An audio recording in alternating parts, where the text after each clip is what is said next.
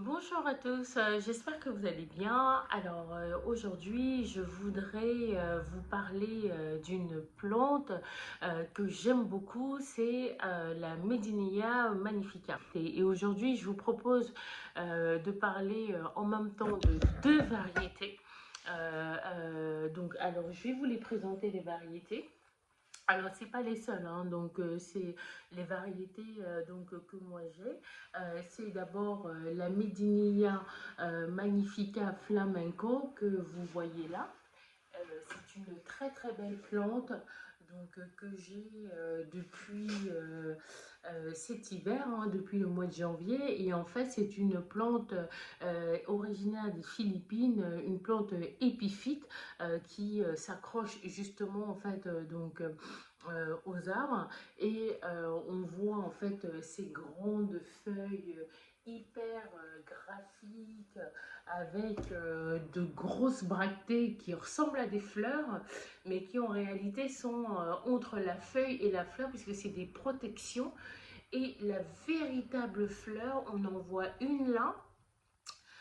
Voilà, quelle que soit la variété. Alors, donc, je vous ai présenté la Medinilla Flamenco et là, ça, c'est la Medinilla Dolce Vita. Voilà, regardez comment elle est magnifique. Elle est superbe. Vraiment, je serais capable d'en acheter 150, mais compte tenu de mon modeste intérieur, voilà, je me limite à deux variétés. Ces deux variétés ont quelques différences au niveau de l'entretien.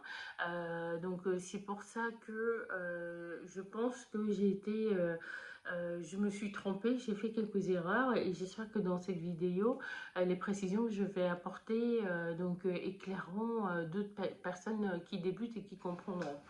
Alors, la flamenco, en fait, elle consomme très peu d'eau. La vendeuse, elle m'avait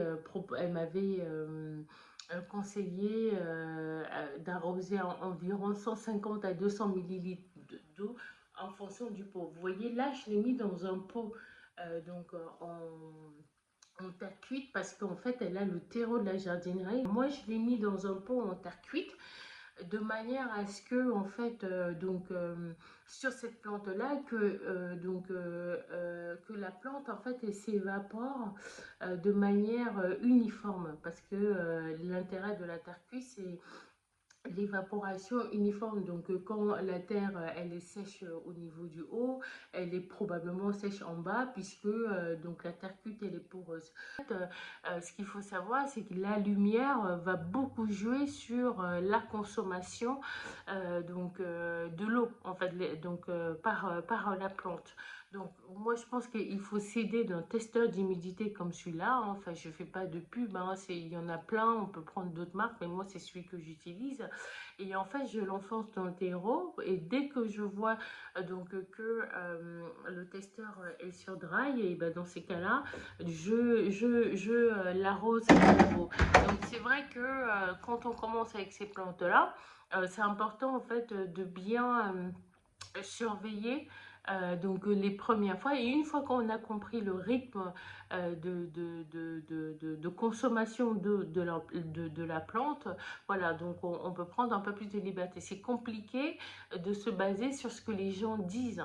En fait, ce qu'il faut retenir, c'est cette plante, quand on l'arrose à peu près 200 ml d'eau, si c'est une contenance comme la mienne, et puis vous pouvez un peu moins ou un peu plus selon la taille de votre plante.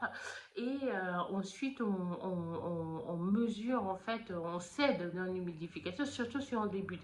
Je sais que ceux qui sont plus expérimentés, ils plantent le doigt dans le terreau sur 2 cm pour voir s'il est à peu près sec. Alors, moi, avec la Medinilla magnifique Eka Dolce Vita, et ben, la vendeuse, elle m'avait dit, mais non, mais il faut l'arroser 2 fois par semaine. Moi, je l'arrose 2 fois par semaine et c'était en plein hiver.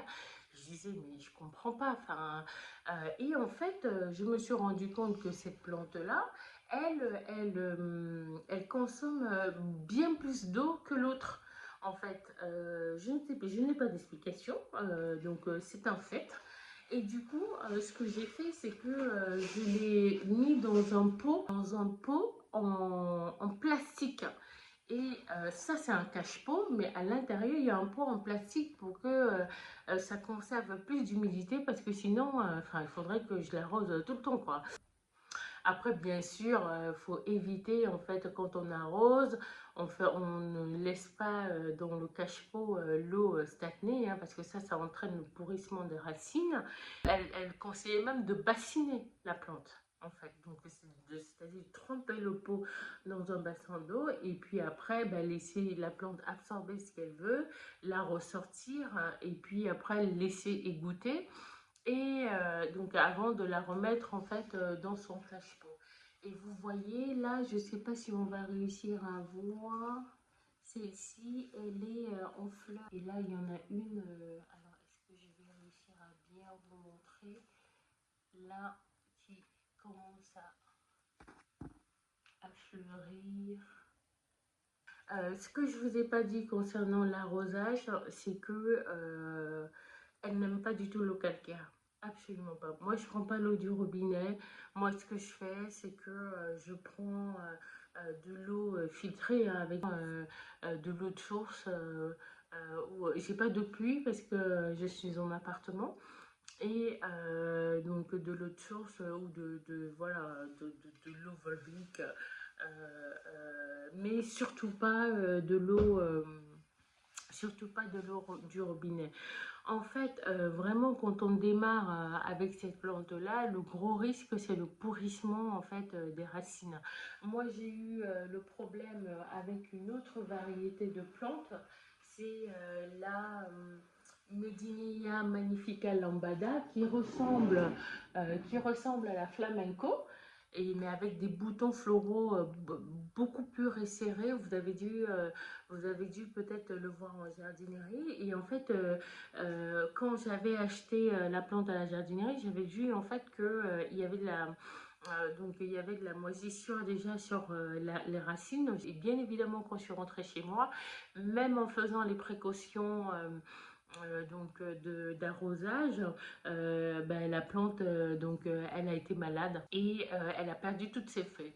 Et donc j'ai essayé de changer de substrat, donc enlever toute la terre de la jardinerie qui était plein en fait ben, de toutes ces bactéries là qui causaient les maladies fongiques, et je l'ai passé en substrat litchi japon.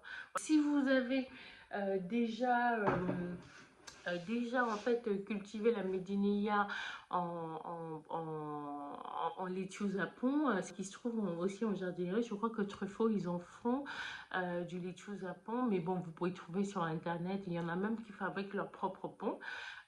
Si vous avez déjà utilisé en fait ce substrat pour la Medinia Magnifica, je veux bien vos commentaires parce que ça m'aiderait. J'attends de voir comment, si j'arrive à ressusciter l'autre plante, pour y arriver. Donc ça, c'était l'arrosage. Après, bien évidemment, les Medinia Magnifica, lumière, lumière, lumière à fond. Lumière à fond, lumière indirecte. Pas de rayon de soleil direct, proche au maximum la plante des sources lumineuses, enfin des fenêtres, et je renforce avec des lampes horticoles, voilà, pour que elles aient le maximum de lumière. Voilà, donc lumière, et puis après pour le terreau, je peux pas vous donner de conseils sur le terreau parce que j'ai pas assez d'expérience. Si je devais en fait rempoter, j'utiliserais un terreau plante d'intérieur en rajoutant en fait de la perlite pour l'aérer au maximum, parce que c'est important d'avoir un substrat renseigné. Moi, je voulais surtout vous parler de la différence entre ces deux d'arrosage sur ces deux types de plantes, parce que c'est ce qu'il faut, c'est s'aider d'un outil, et puis surtout les premières semaines, bien observer en fait, attendre que la plante ait soif avant de rajouter de l'eau, c'est-à-dire en mesurant avec un testeur d'humidité du terreau, ou alors avec votre doigt si vous faites confiance à vos sens.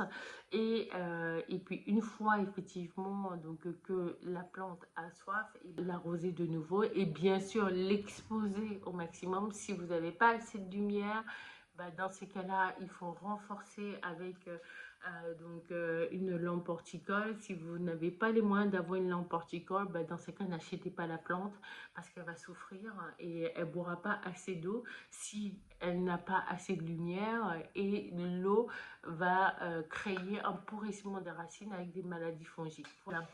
Donc j'espère que cette vidéo vous aidera. Si vous avez donc d'autres informations à partager, n'hésitez pas. Je serai ravie d'échanger avec vous et de profiter aussi de votre propre expérience. À bientôt.